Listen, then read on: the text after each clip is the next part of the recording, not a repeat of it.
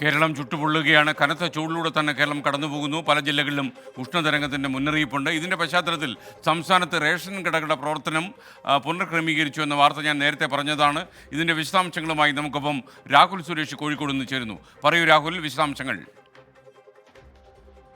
എസ്കെൻ, സംസ്ഥാനത്ത് കനത്ത ചൂട് തുടരുകയാണ്. വിവിധ ജില്ലകളിൽ ചൂടുമായി ബന്ധപ്പെട്ട അലർട്ടുകളും നിലനിൽക്കുന്നു. ഈ സാഹചര്യം പരിഗണിച്ചുകൊണ്ടാണ് റേഷൻ കടകളുടെ സമയം പുനഃക്രമീകരിച്ചിട്ടുള്ളത്. പുതിയ സമയക്രമം അനുസരിച്ച് രാവിലെ 8 മണി മുതൽ 11 മണി വരെ ആയിരിക്കും രാവിലെ സമയങ്ങളിൽ റേഷൻ കടകൾ പ്രവർത്തിക്കുക. നിലവിൽ അത് 8 മുതൽ 12 വരെ ആയിരുന്നു.